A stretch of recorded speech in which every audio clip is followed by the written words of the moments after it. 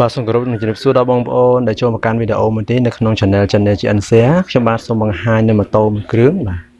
ដែលជាលក្ខណៈម៉ូតូអស់កវ៉ាត់វិស្តុងផងហើយនឹងផ្ទុះរងកន្លះបងប្អូនបាទ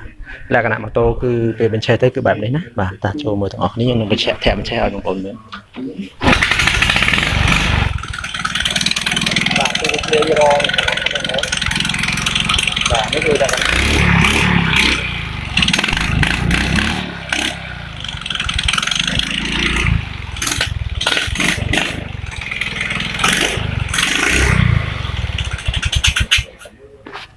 អូខេបាទអញ្ចឹងករណីបែបនេះបាទគឺបណ្ដាលមកពីម៉ូតូហ្នឹងអស់កវ៉ាត់ពីស្តុងណាអញ្ចឹងយើងអាចដូរកវ៉ាត់មួយហើយមួយទៀតគឺម៉ូតូហ្នឹងបាទនេះផ្ទុះរងតាមកន្លែងកន្លះដែលខ្ញុំបានធ្វើវីដេអូពីមុនមកបាទអានេះគឺខ្ញុំ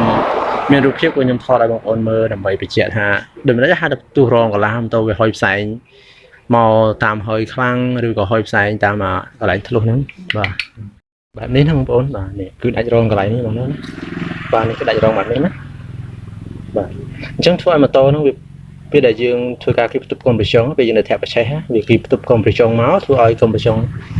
នេះវាឆេះផ្ទុះកន្លែងដាច់រងបាទដាច់រងកន្លះហ្នឹងអញ្ចឹងធ្វើឲ្យម៉ូតូហុយផ្សែងខ្លាំងមែនតើណាអាចហុយតាមហើយបើមានហើយយើងនេះហុយតាមហើយទៅវាអាចបុកតាមកន្លែងចេញប្រឡោះអូស៊ីនេះហ្មងណានេះបាទហ្នឹងហើយមូលហេតុបានវាចេញតាមនឹងបានណាបងប្អូនបាទចឹងហ្នឹងដោយសារតែបកគោលមួយនេះបាទនេះបកគោលមួយនេះបាទតែពេលយើងដាក់មកណាបកគោលហ្នឹង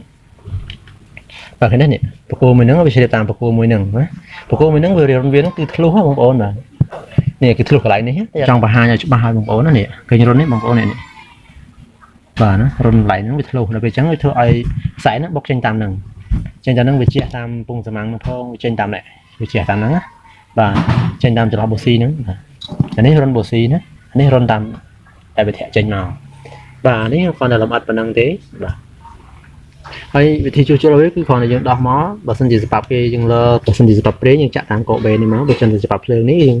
ចាក់ប្រេងតាមកកំពុងសមាំងមកបើសិនជាវាអត់លេចទេយើងលាងឲ្យស្អាតទៅហើយយើងធ្វើការដូររងនេះថ្មីមួយមកហើយបើសិនជាម៉ូតូហ្នឹងយើងដាក់លើកវ៉ាត់ណានេះយើងដាក់លើកវ៉ាត់មើលទៅបើសិនជាកវ៉ាត់គេនឹងអស់ដែរហើយយើងដូរឲ្យហើយហ្នឹងបងប្អូនការពីនៅពេលយើងដាក់ដូរហើយវានៅតែអាចដាក់ឆេះបានចំពោះកវ៉ាត់នេះផ្ទាល់វិញគឺវាអស់មែនបងប្អូនណាខ្លះគឺបណ្ដាលឲ្យម៉ូតូហ្នឹងហុយផ្សែងខ្លាំងណាបាទហើយសម្លេងម៉ូតូគឺខ្សោយកម្លាំងម៉ូតូគឺខ្សោយកម្លាំងអុសគឺខ្សោយហើយឆាប់ក្តៅដែរបងប្អូនណាបាទហើយមួយទៀតហ្នឹងដល់ពេលដែលម៉ូតូអស់កវ៉ាត់ដូចហុយផ្សែងអញ្ចឹងបងប្អូនបាទអញ្ចឹងធ្វើឲ្យម៉ូតូនេះឆាប់អស់ប្រេងម៉ាស៊ីនផងហ្នឹងហើយនៅពេលដែលវាអស់រងកន្លះអញ្ចឹងក៏ធ្វើឲ្យម៉ូតូហ្នឹងឆាប់ខ្មៅប្រេងម៉ាស៊ីនដែរអស់កវ៉ាត់ក៏ឆាប់ខ្មៅប្រេងម៉ាស៊ីនដែរហើយលក្ខណៈម៉ូតូបែបនេះគឺយើងតតែយើងដោះរើកណាត់មុខនេះចេញណាបងប្អូនបាទដោះរើកណាត់មុខនេះចេញមកធំនេះមកយើងដូរកវ៉ាត់បាទយើងសៃសម្រាប់ចេញមកហើយយើងដូររងកន្លះហើយបើសិនជារងណាដាច់អីយើងដូរផ្សេងៗទៅហើយយើងធ្វើការសៃសម្រាប់ឲ្យចិត្តឲ្យគាត់ទៅហើយយើងដូរកវ៉ាត់មកធ្វើឲ្យម៉ូតូហ្នឹងដំណើរការល្អវិញហើយបាទនេះគ្រាន់តែខ្ញុំធ្លាប់បានធ្វើវីដេអូនិយាយពីថាការផ្ទុះរងណាពេលដែលខ្ញុំរីម៉ាស៊ីនអញ្ចឹងខ្ញុំក៏ធ្វើវីដេអូបន្តចង់បង្ហាញបងប្អូនថាបាទគឺករណីបែបនេះគឺករណីបែបម៉ូតូហុយផ្សែងសណាបងប្អូនបាទហើយនឹងហុយផ្សែងតាមហុយខ្លាំងបាទខ្ញុំនឹងបញ្ឆេះម៉ូតូម្ដងទៀតឲ្យបងប្អូនមើលណា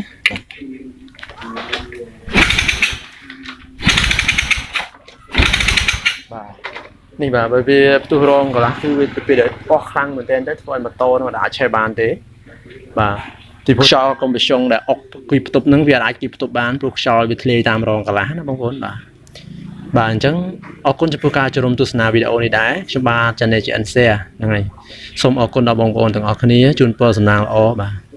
ហើយកុំភ្លេចជួយចុច Subscribe ដាក់រូបកណ្ដឹងម្នាក់មួយផងបាទជម្រាបលា